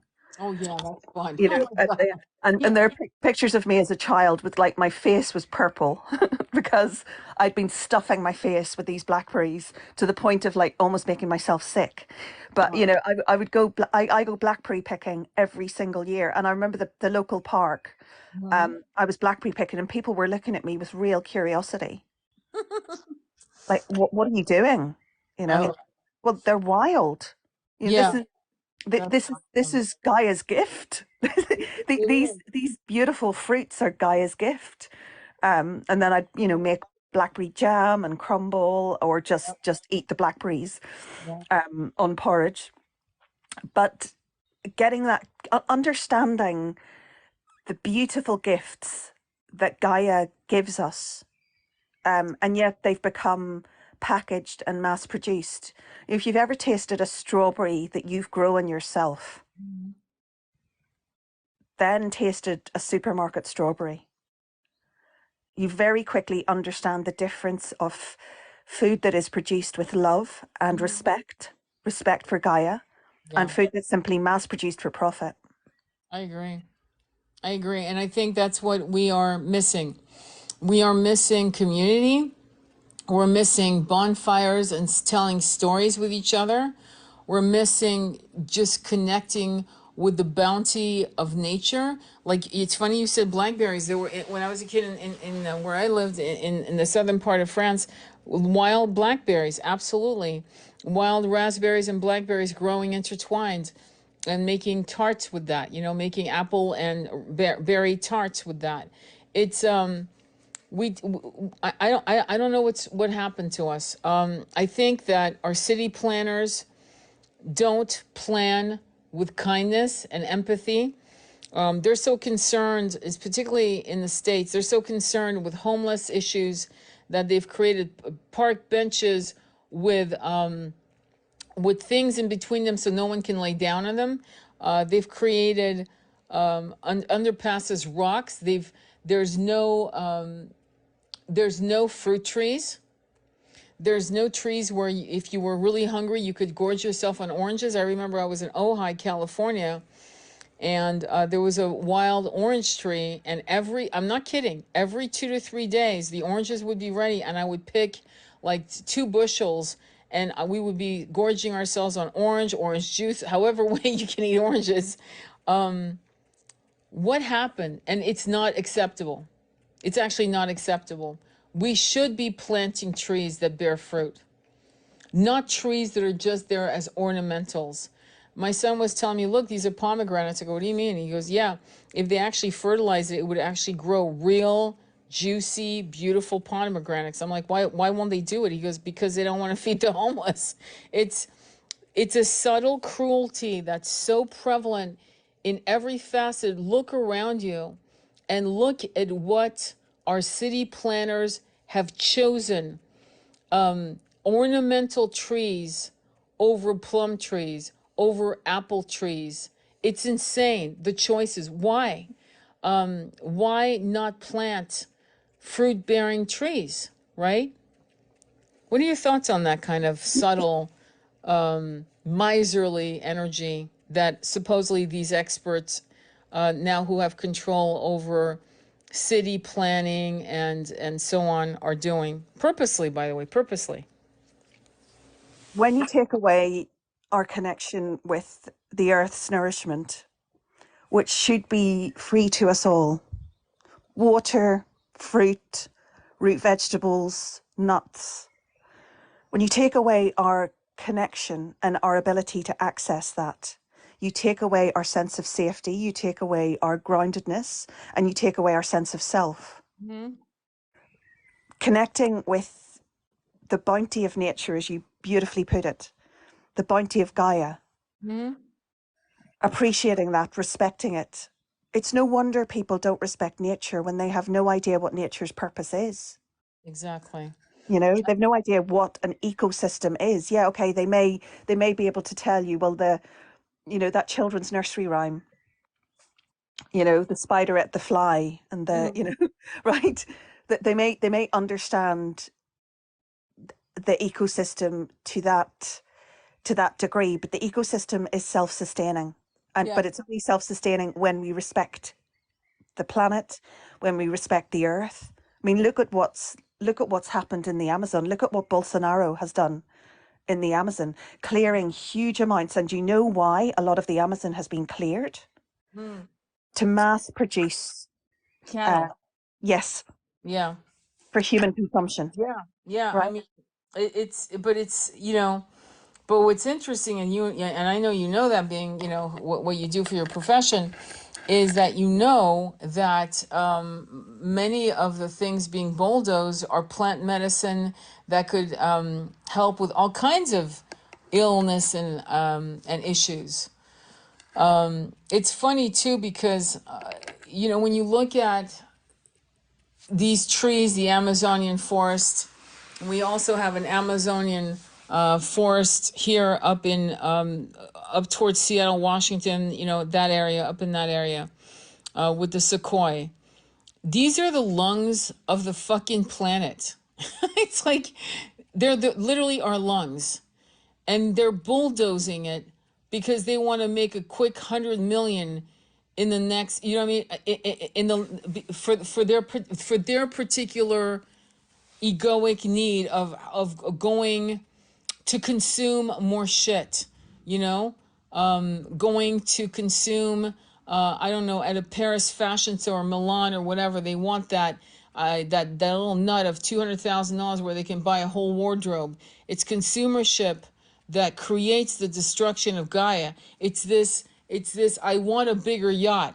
It's this. I want another mansion, and it's weird too because some of the people I really follow who are living off the land, like there's a particular young man, you check out what I follow, what I repost. I'm going to repost some of his stuff actually. And he's been living in America with 3 of his horses. And for the last 10 years, all he's been doing is riding across America from campsites to campsites with a teepee. And during the winter, he hunts deer, obviously. So he's very consciously hunting deer, eating meat, eating deer. And he's using every aspect of the deer, right? Which means he's making, I'm not joking, clothes, jackets, beaded. It looks very Native American. Beaded jackets, beaded hats, beaded pants, things that at Neiman Marcus would go for like $3,000. That's the funny part. And it's all handmade. It's actually well done. It's gorgeously done. Believe me, I've been trained in fashion. Gorgeously done. But he's doing it living off the land. When you look at his face, he's 34. He's got the most gorgeous skin. His eyes are clear. The white of his eyes are clear. His teeth are good. He's got long blonde, you know, like dirty blonde hair, clear blue eyes. He's a good soul. He's not a weirdo. And he's showing us another way to live. And he's alone. In other words, he doesn't have a woman. He doesn't have a man. He doesn't have anyone. He has his horses. He's got nature. He's got his interests. I'm sure he's got a couple women friends or whatever friends that he hangs out with here and there, but he's enough unto himself, and he's living off the land, and he looks, I mean, healthier than most of the people at his age, of his age group. So I guess the question is, do we really need another jet? Do we really need to run after the Kardashians and keeping up with them? And I mean, look at how sick and unhealthy these women are. And then look at some of these off-grid people and how they're buying land or nomadically moving through the land, and how healthy and vibrant their skin and their eyes and their souls, the truth they speak. What are your thoughts on that? Because the contrast is shocking. Instead of like contouring their faces, they're connecting with Gaia. And they look better than anything you could see on a fashion magazine. I'm not kidding. I mean that when I say that. See, all of this reality TV is about creating anxiety. I don't look good enough. I don't have enough. And yet you have these people living off grid, living very fulfilled, healthy lives. Not these people who have, you know, collagen injected into every part of their face so that they don't even look human anymore. Because that's what's being presented to us now. Being human is not being good enough. Looking like a human, an unaltered human, is no longer good enough. Yeah. So we are, you know, they've attacked our relationship with Gaia. They've attacked our grounding, and now they're attacking our self-worth, everything that it means to be human. And the kind of doubts that you experience on a spiritual journey are completely different. It's not about, do I look good enough? It's about, am I doing enough? Am I doing enough for the collective? Am I doing enough for the planet? Am I grounding enough? Am I respecting Gaia enough? You know, we've got to turn this around. I mean, honestly, I've never watched that Kardashian program. I've never watched. There's another program which is absolutely grotesque. called Love Island. I don't know if you have it in the States. No, I don't know. No, I don't watch TV. No, I I don't mean, have a TV. no, no, but I mean, I know what you mean. But I sometimes I had to block Kardashian because they're coming on my feed. I'm like, what the fuck? I don't want to watch these. No offense, these bimbos running around and trying to rip off other artists and design and fashion, and it's sickening to me. We know that these women with $1 billion could single-handedly every billionaire on this planet could if each billionaire took, okay, just most of them are clocking at 7 billion and upwards, okay? That's the average billionaire, okay? So if each billionaire, and we have many, we have actually too many, this is agreed upon by many smart people, laid down $100 million. If each, we'd have at least a good billion. We could actually eradicate famine across the world, probably within 3 weeks. The same time it took us to get locked down. Back in 2000. You remember those fun days? So that is a choice. It's a conscious choice not to, because when you choose to buy $100 million yacht. Okay. And I used to live in Monaco for a quick minute. I lived in the south of France for a couple years. And Monaco is famous for all the yachts, helipads and so forth. And the average yacht now used is $100 million used, because they're like 275 feet. It's the size of a fucking building. Okay. But what I'm saying to you is the level of, you got to look at the consciousness. Because many of us are choosing tiny houses, not because that's all we can afford. Many of you aren't doing it because that's all you can afford. Many of you, if you had the money, would still choose a cottage or a bungalow. You wouldn't want a 3,000 square foot house. That's not what you would want. You know what I'm saying? You would want probably multiple little houses to build a community, would be your idea of fun. Okay? If some of you want the Chanel lifestyle, maybe you need to experience that. But I can tell you that the Chanel lifestyle, study Chanel. She didn't have a happy life. And it wasn't the money. It was the choices she made. Poor or rich, it's the choices one makes. Money is not the problem ever. It's the choices you make with the money. And so when you come from a place of abundance and empathy and compassion and sharing and not being fearful and greedy and miserly, then the money will come back to you again and again. It will keep flowing through you anyway.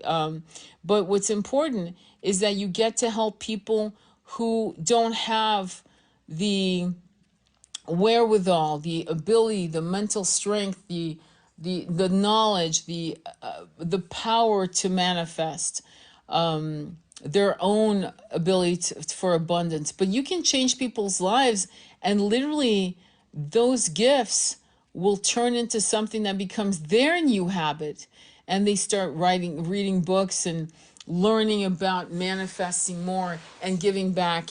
It's weird how the elite wealthy who came from nothing have learned nothing to give back to people who shouldn't be shamed or judged for not having money, but are judged and shamed. It's a very, very, very toxic class system that is so old and so boring and so outdated. I mean, how many fucking Robin Hood stories do we need before we wake up and realize that the evil empire is made up of greedy MFers who just don't have enough consciousness to give? It's weird. It's so imbalanced. It's actually sickening to watch.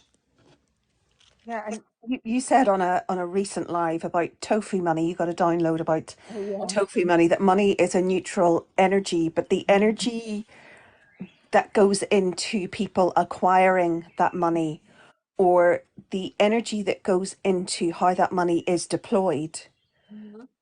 that is the energy. Money is a neutral energy, but the energy you put into it is what comes out. And this is the problem.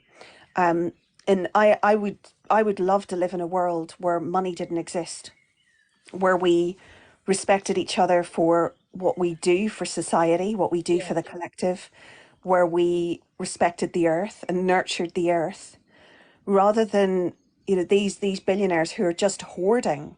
Yeah. This and you know, their sense of safety is not real. No, It's but not real. hey, but what's funny is Zale just said, heck, they're building bunkers. Yeah. And it made And me laugh. It made me laugh because there was a creator. There was a creator that was saying, build bunkers and how do you prep and how to do this and that. And you know, like for the whole, like for years after you know, some kind of, you know, catastrophe. And there was this comment, this woman who said, dear, we don't want to survive that. There were like 36,000 likes because she had said what everyone said, which was, if this shit goes down, dude, please take me home. We're good. What was funny is that these billionaires are freaking out building bunkers, $100 million bunkers. Would you really want to live underground? I don't care if there's a spa and a masseuse and an ATM machine. I ain't going. It's like, take me home, man. It's like to go. I don't know. I'm laughing because the coward, it shows the level of cowardice in these people. Do you understand what I'm saying? Yeah. Because you should be at the highest level. If these billions haven't taught you to find the best mystical teachers on the planet, to meditate with the highest level of conscious people, if your billions keep you trapped in the Chanel, Hermes, Birkin bag conveyor belt of lack and fear, you're going to build bunkers and you're going to be afraid of leaving. It's funny to me. It's funny. It shows the level of cowardice. To me, they're cowards. They are cowards, and infused in every single one of those bunkers, Mhm. where apparently they can sustain themselves for several years. Okay, Can like you imagine? they can sustain themselves. That's all based on fear. You know, Hmm. the misreading of the end of times is going on a lot, and we're hearing even people who label themselves as spiritual talking about the end of the world. Well, I'll tell you what, the end of the world as we know it is coming. Right, Exactly. this is a 3D 5D split, Exactly. and we are looking at a new Earth. And So, you right know, on. an Earth where their billions, they don't make them any better. They don't make them any more virtuous. You know, I mean, I know people who view money as a virtue. It Yeah. is not. If No. you made your billions by screwing over and exploiting other human beings, that money is dark energy, Absolutely. and it will not bring you happiness or fulfillment. And you're Exactly. right, some people could use, I think, you know, Michael Singer is a great example of this, Yeah. right? Because he's given back, and he has received from those he's given back to. Yeah. He houses people. He has a temple, right? He Yeah. communes with the greatest spiritual minds on this planet, Yeah. because to him the money is not important. To him his spiritual growth and It his is. connection with source is Yep. what's important, and that has given him material abundance. But let's not kid ourselves about what abundance actually is. Michael Singer is an incredibly abundant human being because he has spiritual abundance and fulfillment, not because of his bank balance. Exactly. And that's something that I think people value and think that because you're wealthy. I mean, Andrew Tate is wealthy. So what? I could name all kinds of people. The thing with Michael Singer is that he was a poor, broke, barefoot guy getting his master's in the 1970s and just wanted to find out why his monkey mind was driving him crazy. He wanted to know what it was, how he could control it, how he could train it. And he became a billionaire because he was so busy meditating that his frequency attracted money. This is one of the books I constantly tell my clients to get their 3D males, twins, is the surrender experiment. Because you got to remember, when he wrote those books, The Untethered Soul and The Surrender Experiment, there's other books he's written subsequently, he's not doing it for the money, folks. He's got billions. He doesn't need the money. And he's in his 70s. He's doing it to give back to the collective as a billionaire. The other woman, who is one of your countrymen, meaning she's from that part of the world of you, was Anita Roddick with the Body Shop. And boy, have they bastardized the Body Shop. But when Anita Roddick first started the Body Shop, right, she did it in the 70s again, and she was working with indigenous women in poor third world countries. Thank you, World Bank. But anyway, indigenous country, places, and she was buying baskets and cacao and different oils and different things that she would repackage and bring back to the UK. And the Body Shop started spreading. And then the woman, I still adore her to this day. She died of cancer, I believe, in the 90s. And then, of course, thank you, American business values. And and they bastardized the country, the company. The company's Body Shop is unrecognizable, absolutely unrecognizable. Do you remember that? You probably weren't even born, but I remember a book she put out, which you guys can find. It's called Mama Toto, and it's about, if you're expecting a baby.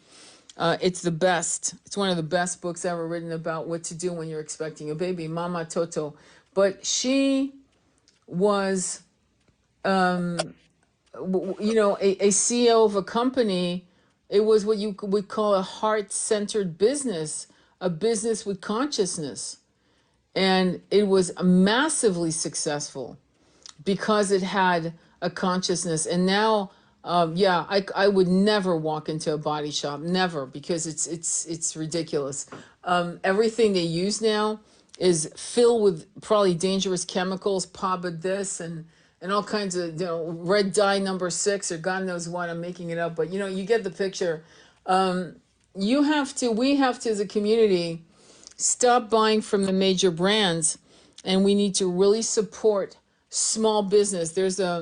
I'm going to tell you something. There was an oil company. It's called Vrai Oil. Vrai means real. VRAI.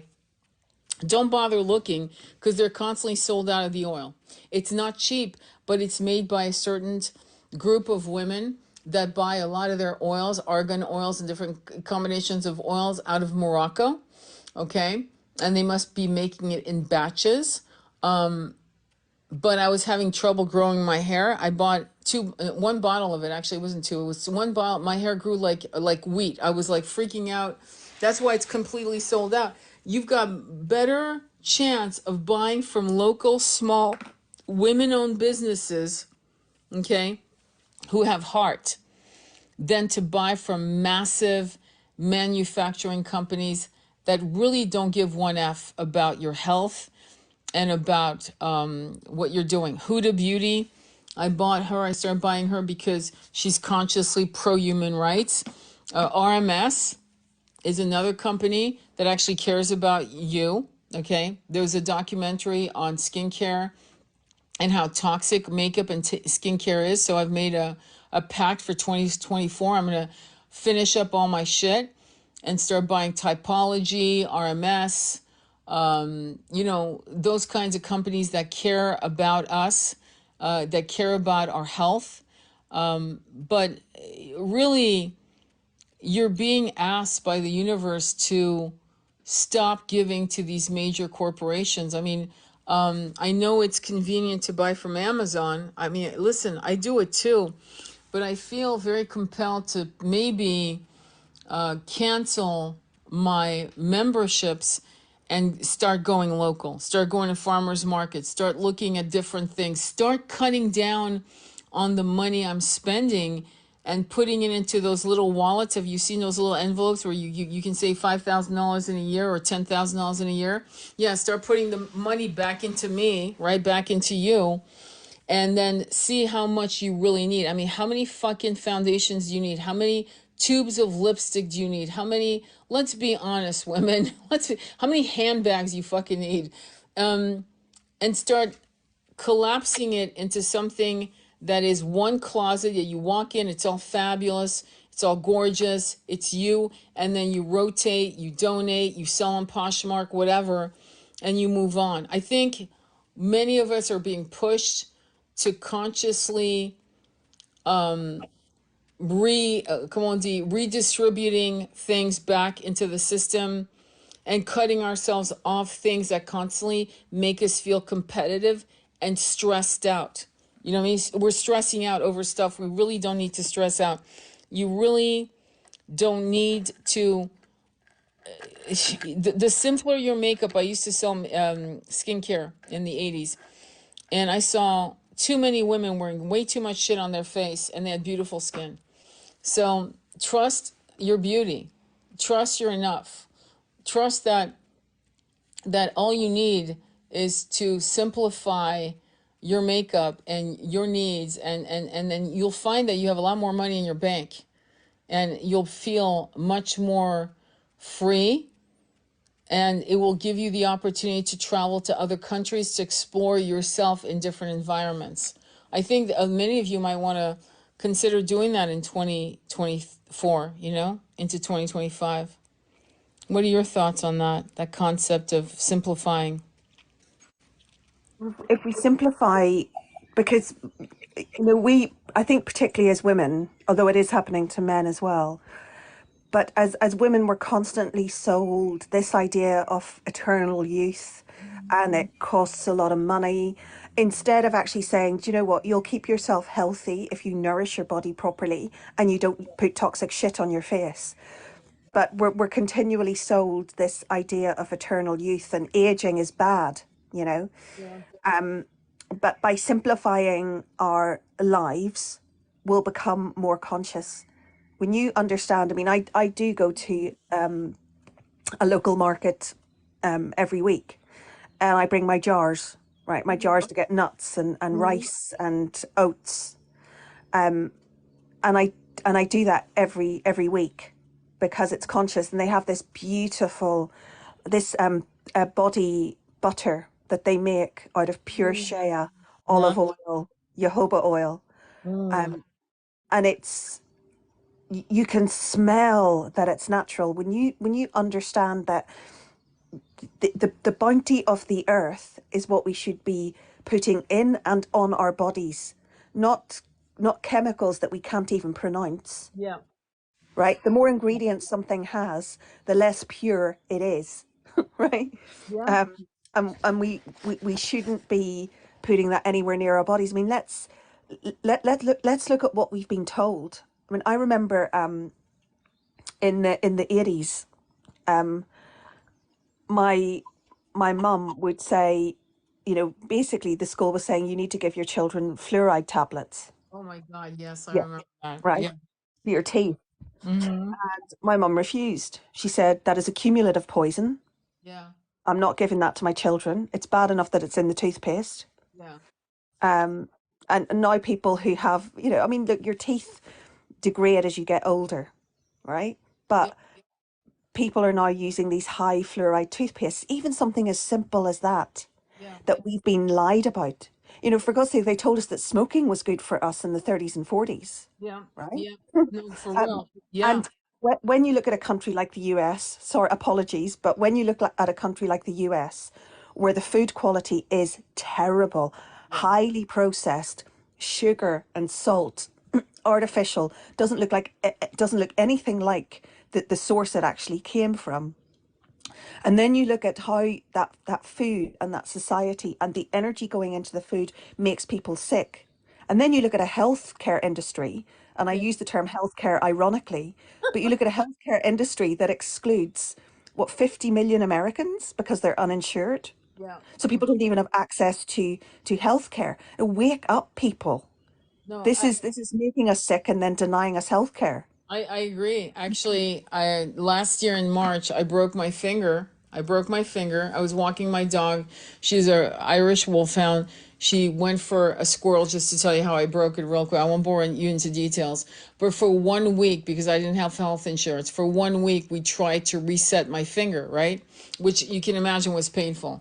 Finally, I was rushed. I finally was pushed to go to ER, not rushed, pushed. And I went to ER. They told me it was shattered, and that was it. And I said, well, we're going to are we going to do surgery? Whatever. Oh yeah, you definitely need a surgeon, but we can't do it.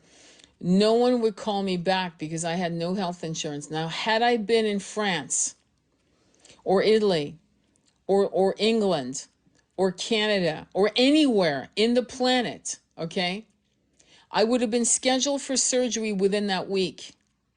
And within the month, I would have been healing my finger. It's still broken. I can move it. I can do all of these things, but it's broken to this day. And I've never mentioned it on lives before, but I'm going to mention it now. And I'm going to mention another story. My father was having a heart attack in 1984. Now, he had a thing about always carrying cash. So my mom took him to San Francisco Emergency, again, 1984. And he always had, I kid you not, $10,000 in his briefcase, always at all times. It didn't matter where he was in the world. This is how he rolled. He was a cash man. So they didn't want to take him in. The man was having a heart attack. Please note that. San Francisco, 1984. And finally, my mother had to say, look, we'll pay cash. And that's when they admitted him. He was having a heart attack and they were refusing him service. So when people tell me, oh, they can't refuse it, yeah, they do. They do it all day long and they still do it. So we do have to wake up to the truth. And it's been going on for many, many decades. Yeah, it's probably been going on for centuries. I mean, think of the this is a stark example, but the genocide in Ireland in the mid 19th century. That the Irish population were essentially taken away from their own land, and they were housed in very poor accommodation, and they had to pay large amounts of rent to the English landlords. And when the blight hit Europe, the potato blight hit Europe, it hit Ireland the worst because the Irish population relied on potatoes to eat. They would maybe have meat, once a month or whatever, but the main component of their diet were potatoes. So the Irish turf cutters, for example, they would eat a potato a day, and their pictures, they would have one long fingernail, okay, to peel the potatoes, right? Well, When the blight hit, England was exporting grain and other crops from Ireland while the Irish starved. The population of Ireland went from 8 million to 4 million Jesus. in a few short years. 2 million died and 2 million left. Nobody knows how many people died in transit to America or to England, where most people left Ireland. And that was disconnecting a population from the land, which is what the British Empire was very, very good at. Okay, it's called a process of enclosure. That's what they actually called it, enclosure. Wow. Where they removed people from their land, from their ancestral waters. They did it in Africa. They did it in India. They did it in North America. You remove people from the land. You make them dependent on very minimal food stuff, and then you take that away. Now, let And me ask you, yeah, let me, not to, but I need to jump in because, so you just heard her say that. So imagine this is your twin flame. I'm going to go right back to that. Or your high level soulmates. And there's a betrayal of forced famine done on a people, right? In this case, the Irish. Imagine your twin flame went through something like that kind of trauma, that kind of betrayal, that kind of, the universe doesn't have my back. It's allowing these people, these powers that be, to do this to me. How do you think their next incarnation would run its course? Do you think they would be trusting? Do you think they would be happy? Do you think they would be in an abundant consciousness? Or do you think they would carry some scars of traumatic betrayals with them to this current incarnation? What do you think would happen? And that's exactly what's happening. So many of you, as star seeds, twin flames, have had these experiences and have now drugged those some scars, aka impressions from those lives, and you're playing them out. And you need that's why hypnotherapy, without, I don't care what you guys do, but figure out what it is that you're holding on to as a trauma, okay, as soon as possible, so that you can first of all forgive this happening to you or to your twin, and then release it to step into a thriving and abundant energy. What do you think of that, Sarah? I mean, I think Andrea. I, there are two things to say about that. So we have been, in past lives, we have been persecuted and we have been the persecutor, Mhm. all of us, Yeah, right? very good. It's not just because, you know, we're star seeds and we're twin flames or whatever, and therefore we have been angels, right? We've been Yeah, absolutely beautiful human beings. No, the tapestry of our past lives and the experience of our soul is both good and bad, and we have had to forgive. And oh, I think Tony, hiya. We have had to forgive others, and we've had to forgive ourselves. Um, and that trauma, that legacy trauma, is mm-hmm.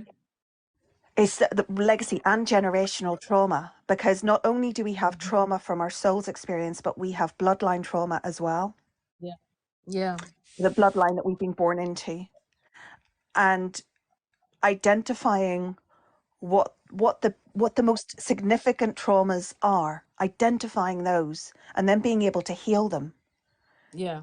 is an incredibly important part of our spiritual growth. You know, I recalled the story of being burned as a witch Mhm. earlier, Right. and I talked to my twin about it, and he asked me, did I forgive him? And Mm-hmm. of course I forgave him. Um, And then he was asking the question, so does this mean that we, in past lives, we actually did destroy each other? Mm-hmm. And I said, yeah, probably. Yeah. You know, and forgiving, hi Ian, and Yeah. um, forgiving ourselves for, you know, like we're continually told that we create our own reality. So Yeah. if we're poor and if we're struggling, we need to forgive ourselves for that as well, because we did it unconsciously. We did it through a lack mindset that was imposed upon us. Now, that's not saying that we're victims. We're not. When we Yeah. recognize that that lack mindset is something which has been, it's a conspiracy against the human spirit. Yeah. When we recognize that, we can break free from Yeah. it in the same way we can break free from our past lives and generational bloodline traumas. Right. Um, Yeah. and you know, it's interesting in Ireland because we talk about the famine. Yeah. Okay, we talk about what happened. We recognise it as, you know, there was a British member of Parliament at the time who said, I'm paraphrasing, but he said, if there's one Irish person left in Ireland, that's too many. Jesus. So it was a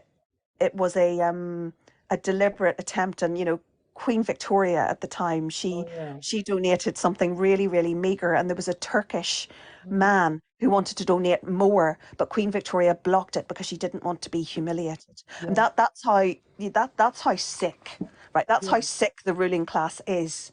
That they don't care about what happens as long as their position of power is maintained, Yeah. and they maintain their position of power through fear.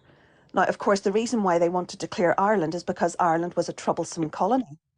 The Irish refused to be beaten down. The Irish continued to speak. You know, we continued to speak our language. We Yeah. continued to play our Gaelic games, even when people were brutalised and unalived because of it. Yeah. Um, but we don't talk about it in Ireland from the point of view of a victim. Yeah. We talk about it as a reason to resist. Yeah. And in our own small ways, these famines of abundance, these gluts of fear that we're being fed continually by society, by the matrix, by the 1% who have their own agenda. These are our signals. These are our motivations to resist. And we resist first within. We go within. We ask ourselves, does this feel right? Does this feel true? And very often you will get the answer, no, it doesn't. This is not real. This is an agenda. Right. It's crazy what's going on. We're going through a path that we can choose to continue with closed eyes and closed hearts, or we can continue with generous hearts and open eyes. It's really up to you. You have free will. So anyway, I'm tired. I've got a hypnotherapy session tomorrow, and I got to get my head together for that. But I love talking with you, Andromeda. You're such a wealth of wisdom and passion and grace, and I love it. I want to thank you so much, and I love how you share the history of Ireland. That really makes us understand why they are so connected to what's happening with the Palestine in Gaza and what's happening right now. Thank you. Yeah, because Likewise. yeah, thank you. Because we as a people, we as starseeds need to realize that we have watched things like that play out before, but we are being asked with the gift that was given of a free will to do something. And so sometimes the doing of something is energetic.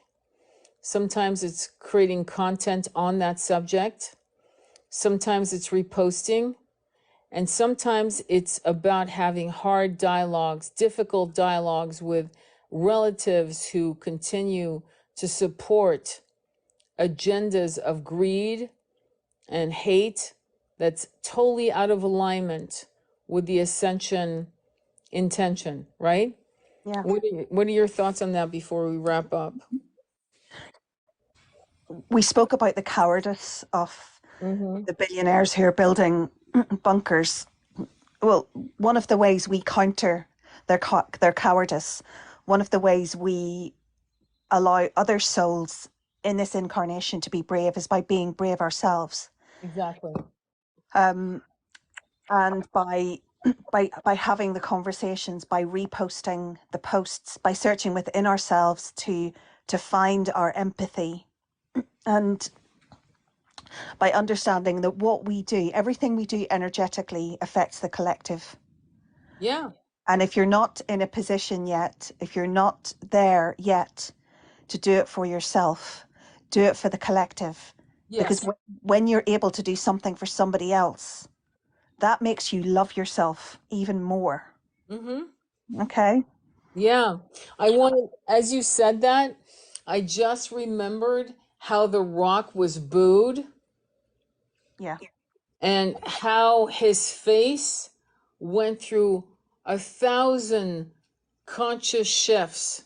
You could see it in his, he was in shock because he was so entitled to being loved with what happened with the people in Hawaii. Yeah. And he then did an apologetic video, which by the way landed on deaf ears. And now that the queen of O, the queen of BS, you Yeah. know what I'm talking about, right? Yeah. Yeah. Has, it's funny too because I'm not saying that to crow, okay? I knew she was full of shit 20 years ago, and I'll tell you why I knew. Because she would make comments like money doesn't bring happiness, which I thought was okay, well then fucking give up your money, girl. Write out the check, girl. Because when you have a child with leukemia, you sure in the fuck need the money. And there are parents who have kids where they have to keep working and the kids are in those hospitals alone the whole week because mommy and daddy have to work to pay for the insurance. So a lot of these elites have been exposed and the exposure will continue. But what's interesting is when The Rock got booed, he was shocked. He got the wrong advice. He did an apology video, and which fell on deaf ears if you look at the comments. Okay, no one gave a shit. I'm finding that you guys are more important, intelligent, and interesting to me than any celebrity. I won't even, if I see a celebrity giving me an opinion, it might be Susan Sarandon because she's supporting the Palestine plight. However, I don't really even listen to her either. I listen to you guys creating content. You know what I mean? I'm more interested in many of you who are charismatic and magnetic and well educated and self-educated and passionate. You have more power than you know, because basically The Rock, I'm sorry about my cat, he's always such a pain in the butt, let me tell you. He is he's this is a cat that needs more affection than anybody you could ever imagine. I'm gonna have to do a video on him one day. But anyway, The Rock saw that his $800 million could not protect him from the rancor of the populace. So what does that show you? It shows you that you have the power. You have the power, and you need to wield it whenever you can. And we need to continue stronging as one force of power. We need to be as one. We need to know how important we are. We need to put everyone on notice, and we need to probably keep creating content to entertain each other and shy away, okay, from popular culture of movies and so forth. I think it's time more and more, because I will never look at any of these stars who have been silent throughout many of these human rights crimes, silent. I will never look at them. I can't stand looking at their faces, because I know that they are complicit in silence. And they would be if it was us. They wouldn't give one F. And yet you and I and all of us care about each other, and people will never meet across the planet. So I think, to wrap it up, I'd like you to wrap it up, Andromeda. What do you think about The Rock and what happened with him being shut down? It shocked the shit out of him. It was a wake-up call for him. You know, when these people who actually don't have very much knowledge, but they have status in the eyes of our current society, and they stand up and, you know, word salad comes out of their mouth and they expect to be listened to. Yeah. That level of entitlement, it actually shocks me, because I never expect anybody to listen to me, right? But they they're saying something because they believe it's fashionable, right? They believe that it's going to give them more support, it's going to get them more fans, it's going to make them look better. If that kind of philanthropic intent doesn't come from the heart, but it comes from a place of ego and selfishness, Yeah. then it's meaningless. And this is why he was booed, because he stood up there and he was not being authentic. Yeah. And as for, do you know what? Do you see these billionaires who tell the rest of us that money doesn't bring happiness, right? Yeah. The Yeah. level of, and I cannot stop myself from swearing, It's all right? good. But Please. the level of fucking bullshit, Yes. right? The level of hypocrisy. Yes. And do you know what? I don't believe that money can bring you happiness, because I believe that the energy you put into money is what you get out of it. So Exactly. if you're making your money through exploiting other people, that's just not good energy. That is not going to bring you happiness, and that is not, in my eyes, true abundance. But if you need to pay for healthcare costs, if you need to pay for care costs for an elderly parent, right? Yeah. Or you don't have a roof over your head, that money sure as shit will bring you some degree of happiness and security. Yeah. And I'm going to tell you something. When I had to transport my mom from Nevada, Las Vegas to here, guess what was the conversation? Money. Yeah. It was money. If I had been sitting on, say, 100, $300,000, there would have been no conversation. There would have been no stress. There would have been, come on, mom, let's go. And of course, she ended up here, where I was able to help her as she transitioned from this life into the next. But the point is, the conversation was money. And so when you are on a planet where someone has 70 billion, seven, 70, or 7, but let's go with 70. This is an imbalance of power. It's an imbalance of structure. It is not how this world was ever meant to be. And the ascension is and the irony, because this makes me laugh again with all these billionaires with their bunkers. The irony is that while many of us will go into 5D ascension, and you guys may woohoo poohoo me, please don't, because I want you to know that you deserve it. We all deserve to go into 5D. But imagine, it makes me laugh, where literally they all go into their bunkers and we've all disappeared into 5D and they come out and the planet is fucking empty in the apocalyptic destruction that they have co-created with their little cowardly minds. And we just ascended and we're on a different level of consciousness. We can't see them, they can't see us, and they are in their fear-filled little world that they've created with their little bunkers, and we are free to co-create magic, to trade with each other, to grow our children and grandchildren, to see them running free. And there's this abundance of sharing for every single person. And if you think this is not real, we lived like that 10,000 years ago. This is how we lived. We were degraded. We actually lost our way, and we're bringing ourselves back to that truth. Right? What do you think of that? Do you believe in that?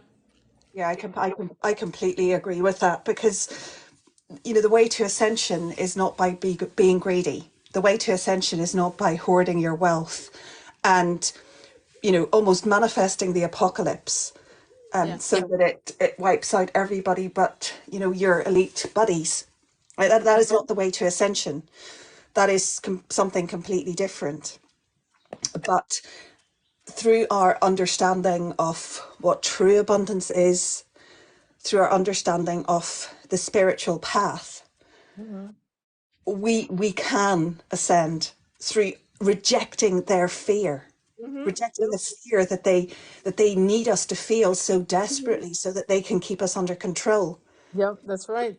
So when you look at them building their bunkers, the question is, oh my God, oh no, they're picking. What does that mean for us? No, it means let them bury themselves in bunkers. What it means for you is choose. Do you want the path of cowardly, fear-filled, miserly, pathway, or do you want to be on the path of heart and love and abundance into 5D? It's really that simple.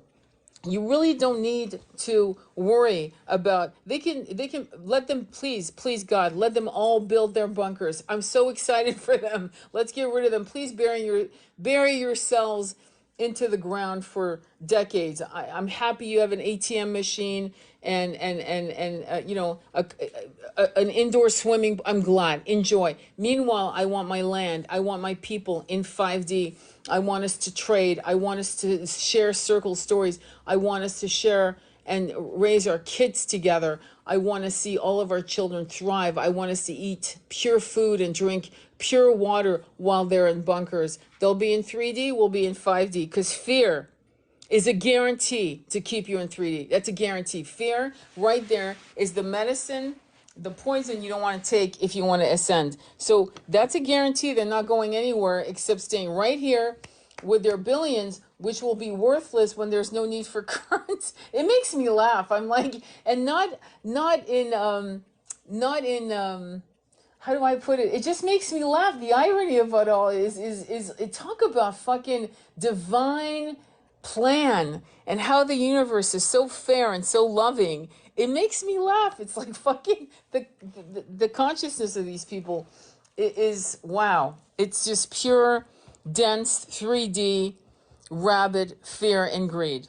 And so they deserve it. They're Yeah, lucky. You reap what you sow, right? You reap what you sow.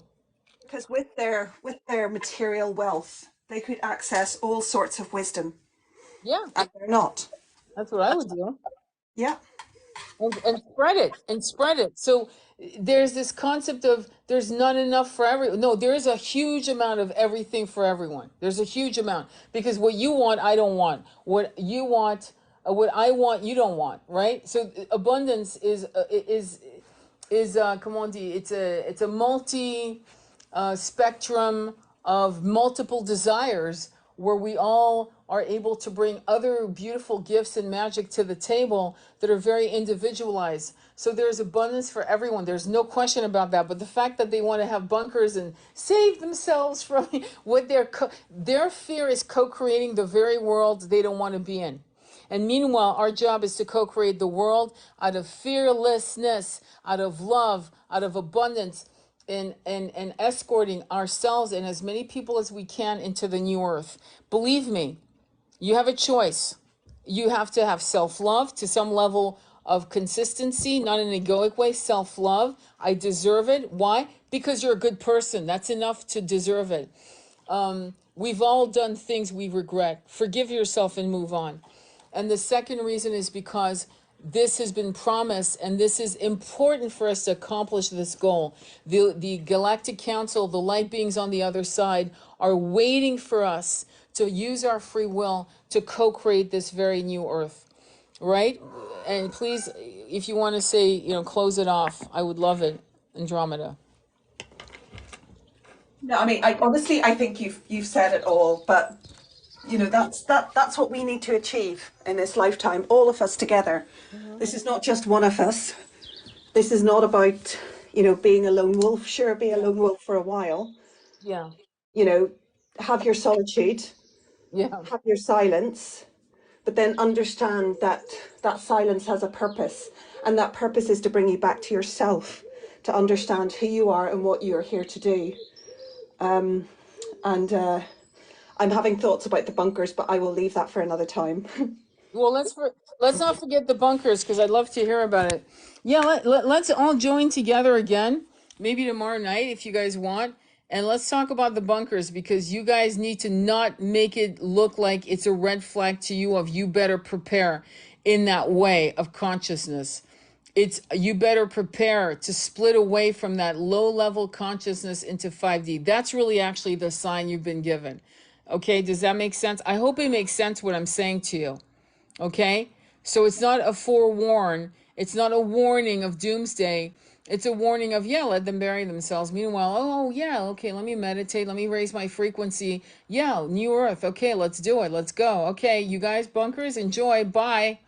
And close the door on that shit. Don't let it be your reality. Don't.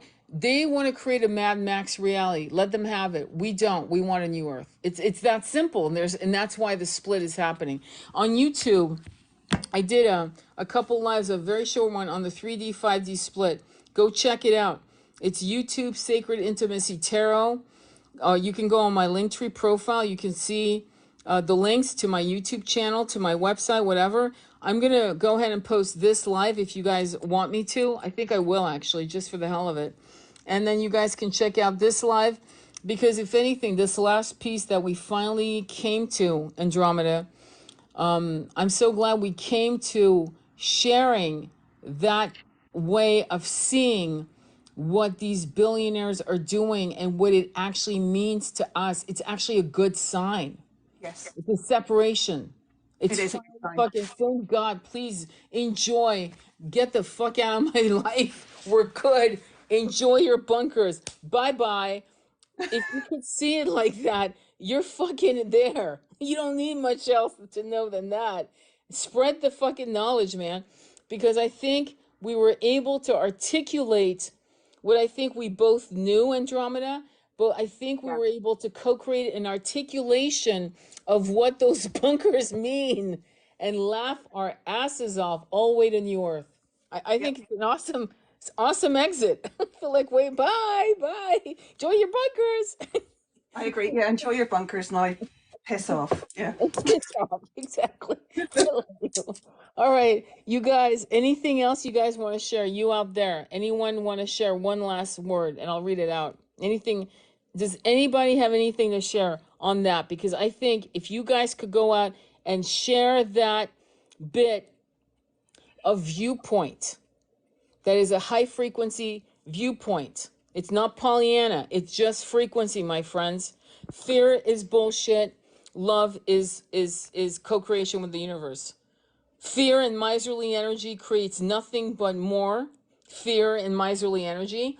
And when you trust the universe, it creates abundance. Does anybody have anything to say here before we sign off?